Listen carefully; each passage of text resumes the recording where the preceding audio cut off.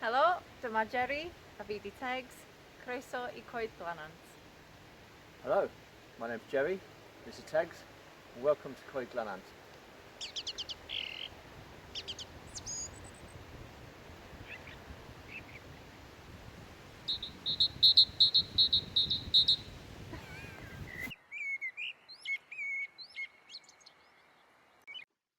In this video, I thought we'd take the time to explain how we came to be living on board Ambassador in Hartlepool Marina and why we took the decision to sell Ambassador and to buy Coed Glannant and to set up a lifestyle living sustainably in a woodland.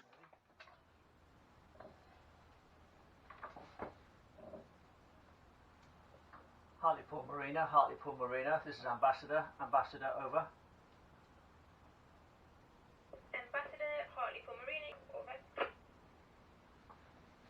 Hartlepool Marina Ambassador, yeah, it's I'm just coming off G13, my pontoon, and I just want to go out into the dock. Okay, we're ready. Let's go for it.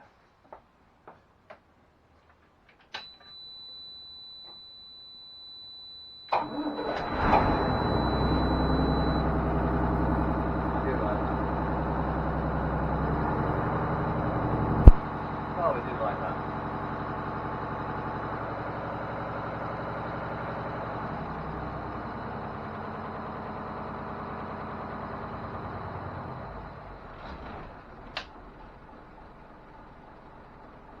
Right, pitch control. Let's go do it. Okay.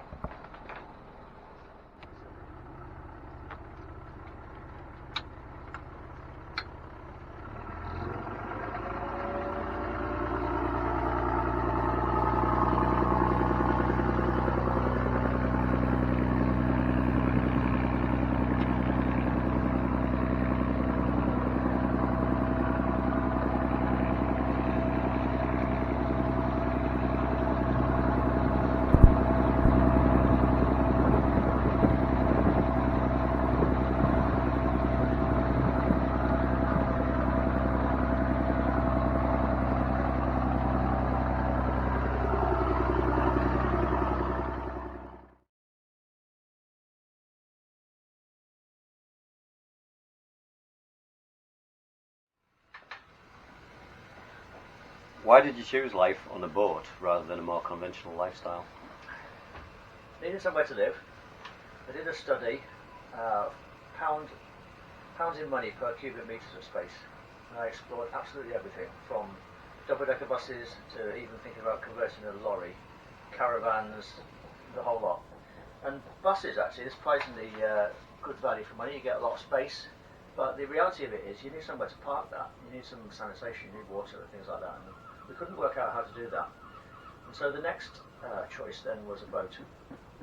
And here we have the same space that we would have had in the bus, possibly not quite that much, but we have a place to park. We have the sanitation that we need. So that was the main driver for a boat. And why a boat over a house was really cost. If you look at what you can buy, we have 3 bedrooms, essentially, small, but we have 3 bedrooms, 2 bathrooms, £40,000. There's not that many places in the UK you can get that size of property for £40,000. And we have freedom. The most important thing is we have freedom. With the idea that we can just go and travel, we can let the ropes go. Where do we want to go? Norway? Denmark? Let's just go. Let's just head east to go for it. But I'm guessing that there must be some downsides occasionally. Downsides to living on board? Yeah, well, winter's not good. It's cold. We get quite a lot of condensation, and we're very focused about the things that generate condensation. If we can stop them in the first place, like a kettle. Breathing, unfortunately, generates quite a lot of condensation, but that's an inevitability. And we have to deal with that. That is a little bit of a problem. But cold, this is a steel-hulled boat. So we can have the heating on on an evening, and it can be mostly toasty. When we go to bed, when we wake up, it's likely to be about the same temperature as it is outside. So if there's ice on the deck outside and it's below freezing, in the saloon, it's going to be freezing. But you can't have a happy medium, because when you're here and if it gets too hot, if you switch it off, you'll actually soon get very You cold. soon get cold. We had snow blowing through the side door, and it stayed in the saloon for 3 days. So that's not ideal. It's like the old-fashioned houses where you had the steel windows years ago, and you'd scrape ice Off the inside. inside, Yeah. boiling a kettle in the morning, and frosty morning, and you can't open the window because it's frosted. Close the shop. That's the downside. But I assume that the benefits outweigh the negatives. Hell yeah. Today, beautiful Look day at this. today. When it's good, it's so Perfect. good that it more than makes up for the bad. It's so good. I mean, it's idyllic. The water at the moment is flat calm. Last weekend it was pretty rough, but at the moment it's flat calm. We're looking at going to have a good summer. To be able to wake up and look out of the porthole and see a cormorant surface right by the side of you with a fish in its beak, that just starts your day. It's really, really good. The lights Fantastic. dancing on the ceiling. Oh, the colours. Yeah, the reflections in the colours. Yeah. But the more important thing about the benefits of living on board is the cost savings. And this was something that I hadn't really planned for. We knew the mooring fees, but we didn't really do the maths and the comparisons. But as a bit of a comparison, the mooring fees here, over the 4 years we've been here, we've paid the marina about £12,500. And if we looked at a 2-bedroom flat nearby, we'd expect to pay £450 a month, something like that. So over those 4 years, that's about £21,000 or so. So the savings that we've made just against renting is some £8,000 plus alone. That's the price of a new car in 4 years. Not a cheap new car anyway. That's in real terms. We've also, because we're mobile, we don't pay council tax. Our electricity bills are really, really low. We don't use a lot. We're powered by a 16 amp cable, that's all we have. So we have to be very frugal with electricity. And when people live at home, they don't realise this. They have power showers, electric cookers and all sorts of things like that. We can't have that. Televisions in every room, a radio and here, things, appliances that are left Wi-Fi. on standby. We can't have any of that. We can have the 2 appliance rule with our 16 amp cable. We can have the kettle and a heater, a water heater and a room heater. We can't have 3 because of risk of tripping the electricity. And so that's changed our lifestyle. It's changed it for the better. So our quarterly bill, electricity bill, is typically only about £60, which is a massive saving. We hardly use any gas. We've got the magic gas bottle, which seems to last for a year, each gas bottle. How it does it, I have no idea, but it's amazing. And our heating is done with diesel, blown air diesel heating system. So that's really efficient too. So we save a huge amount of money, and that's changed our lifestyle, because prior to living on board Ambassador, we were driven by, we need to earn money to pay for our rent and our mortgages, and it dictates our work. But it's also changed the way that we eat and we think Our about diet. food and diet. But as our overheads are really, really low, our need to work is reduced. And so after the first year of living here, I decided I'd be semi-retired. I don't need to earn a lot of money, because it doesn't cost me a lot of money. Our diet's changed, as Texas said. We live fairly frugally. We can pick the mussels off the side of the pontoon. We quite regularly do that. We eat seaweed, which is really quite nice. Don't knock it, it's quite nice. Go foraging. We can row across the marina because there's a supermarket over there, and if we get there about 6:45, we can pick up the bargains, which is generally fresh produce, which is on its sell-by date. And so we can live pretty cheaply. So yeah, there's definite plus points for living here, definitely. Well, the thing is, we have to be quite careful with regards to boiled potatoes, rice and pasta, because of the condensation issues again. So Yeah, that has an impact on what we eat. yeah, we don't eat potatoes in the winter. So it sounds like you had quite a good time living on the boat, but you've now decided to move into a woodland area. And what was your motivation behind that? It wasn't an easy decision. Selling Ambassador, You didn't want to. I didn't want to. No, Ambassador has become very much a part of our life, and we've been on journeys where we've learned a lot together, and that's personal. So it's not a decision that was made easy, but we can't be quite self-sufficient as we'd like here. We still have to go to the shops. We don't have a garden. Okay, we have the marina, we can catch things in the sea here, but we don't have a garden. We can't self-sustain. And to take our lifestyle to the next level, we really want to be self-sufficient. So we need some land. We really need some land. We need to be able to have some animals, and we need to be able to grow some crops. We need a polytunnel. We don't have space here. It's just, we simply don't.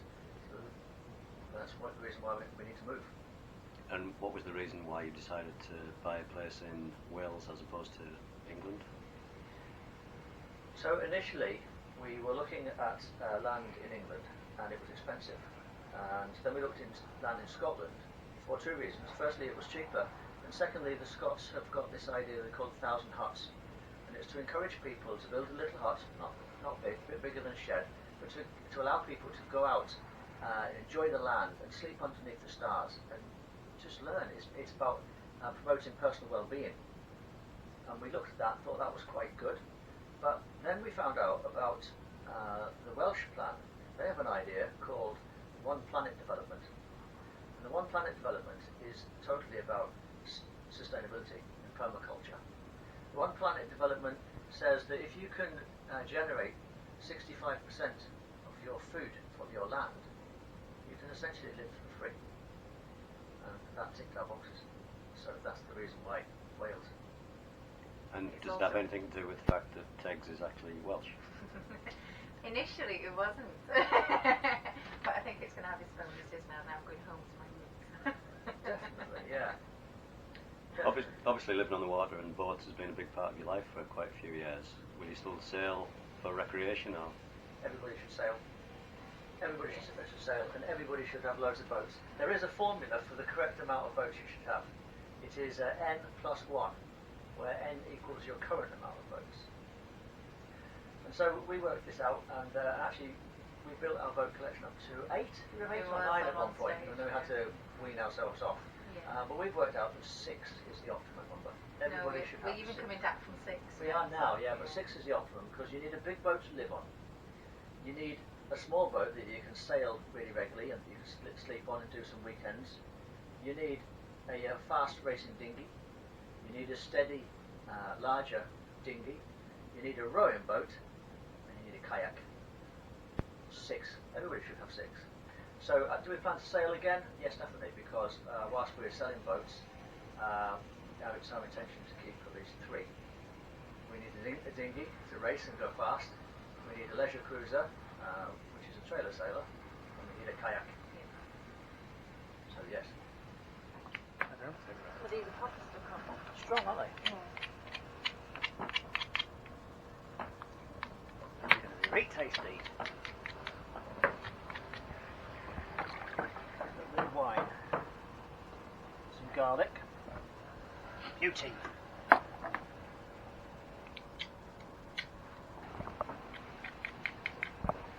Staggering to think these mussels grow here so abundantly. Oh no! What did you do that for? And yet the number of people who just harvest these just for bait. Shame, really.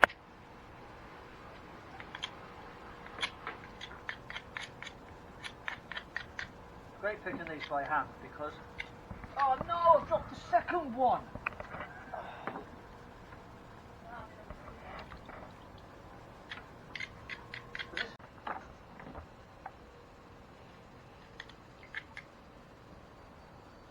That beard out there is the attachment of the mussel to the rock, or in this case the pontoon, and it's a weedy thing. If you tease it out, get it out of there. Otherwise that's just not a particularly nice piece to eat. That's about the size of a shop bought mussel. Yeah, we've got mussels that are much bigger than that. Look at that. Almost like the size of a green lip mussel. Beautiful.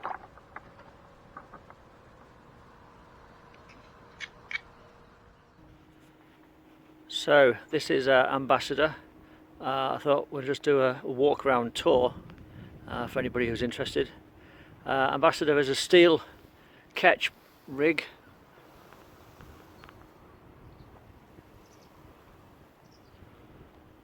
With lazy jack bags for on the boom, main boom, and lazy jack stays on the mizzen, and a furling forestay on the Genoa. She's steel hulled, built in Holland by Hitters Proust in about 1980. Have a look around. Ambassador comes with a quaint little tender, which is there, normally hangs off the davits.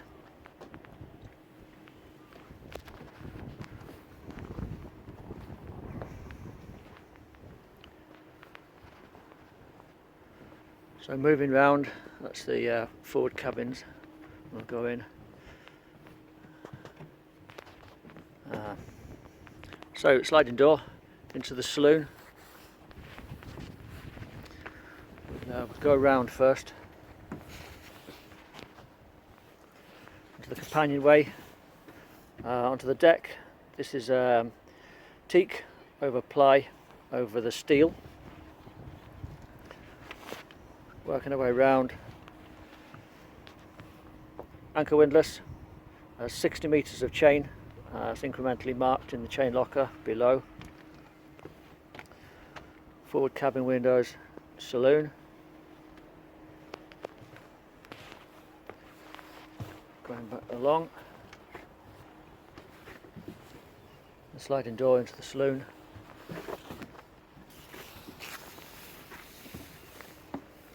Steps up onto the aft deck, in need of a bit of tidy up. It's a locker with storage, davits for the tender, spare fenders.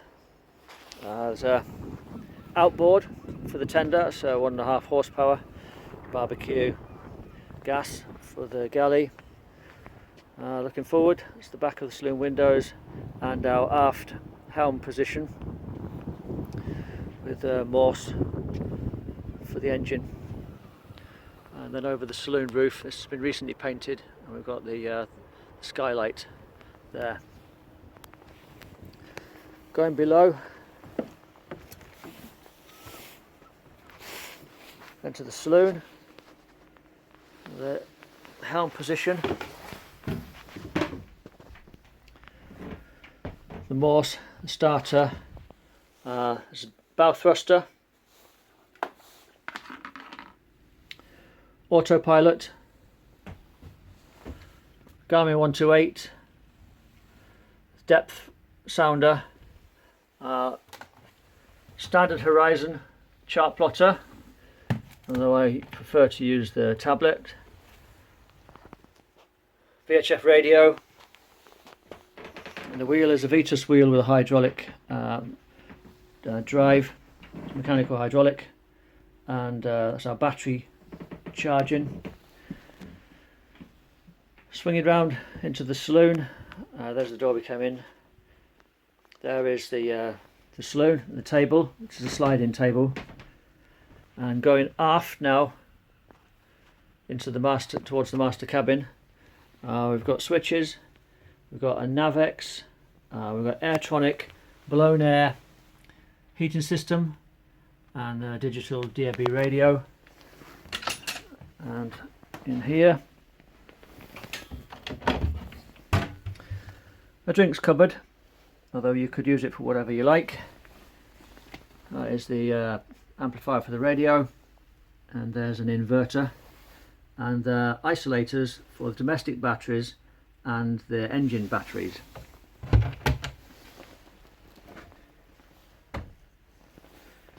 Going down into the master cabin,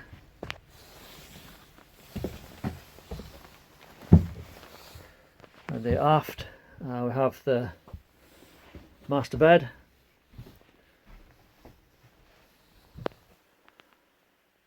portholes, headlining recently replaced,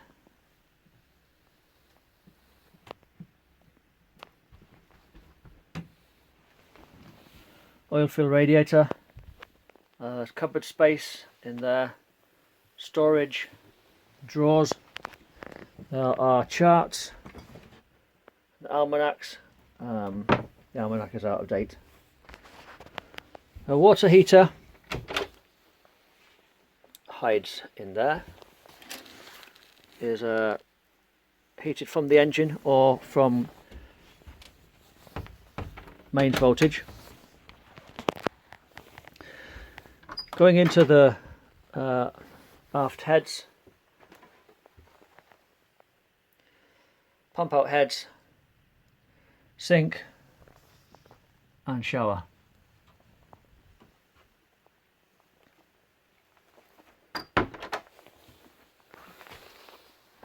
Going back up into the saloon, that hatch there goes down into the engine room. saloon itself, new headlining, insulated, much warmer, much cleaner than it ever was before.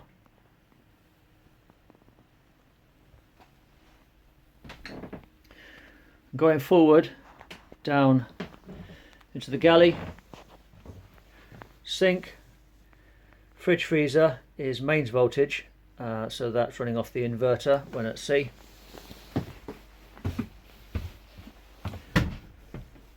Plasterboard cooker, gimbaled as we would expect. The kettle sits on the little bracket, and the benefit of the bracket is because we can keep the kettle underneath the extractor, which will take the cooking fumes out on windy days when we don't want the window open. And the headline in here has also been replaced, so it gives us a much cleaner view. We've got cupboards underneath the sink, and there's a drain outlet, and there's a valve there.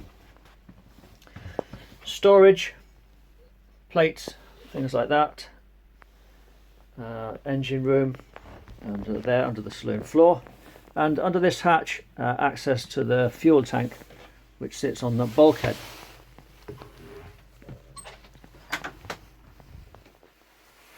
Going through into the passage cabin, 2 bunks,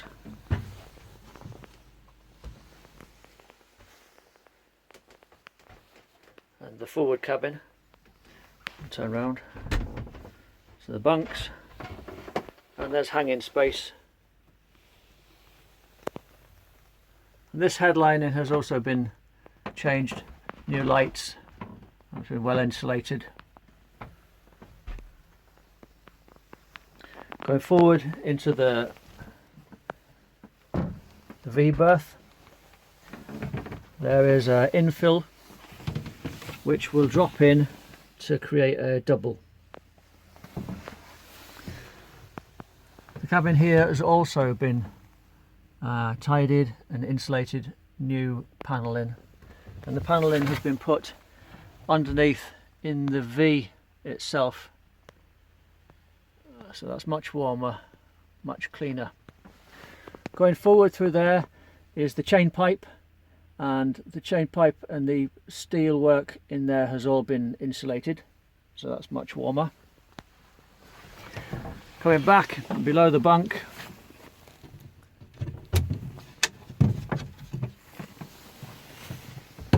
have the bow thruster. Beyond the bow thruster is the chain locker. I'll find the switch. Beyond the bow thruster there is the chain pipe, and this has all been insulated to reduce condensation. And there are side cupboards going into that same compartment, which I use as a vacuum cleaner store. Underneath the vacuum cleaner, the battery is for the bow thruster, and there's another battery on the other side also for the bow thruster. It's 24 volts. Coming out of the V berth, have the forward heads,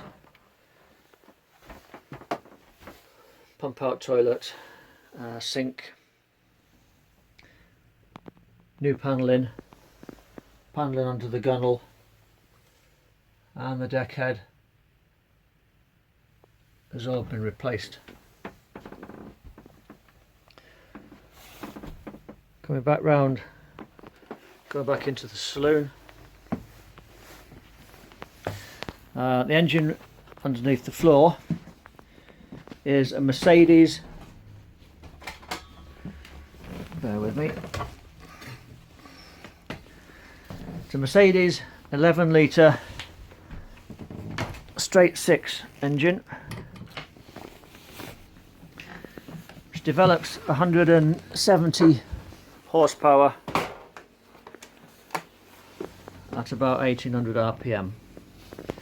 The engine is keel cooled, so there's no heat exchanger, and there's no seawater valves, and there's no wet exhaust. There's a dry exhaust system going out through underneath the hull and going through dry silencers in the back of the aft cabin.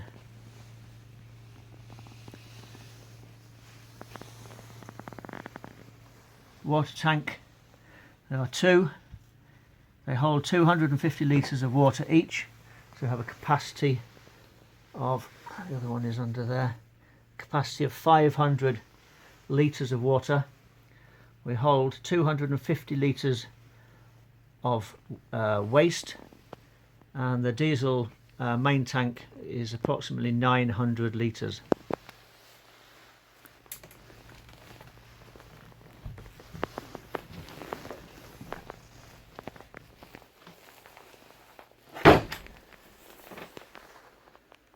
And so there we are.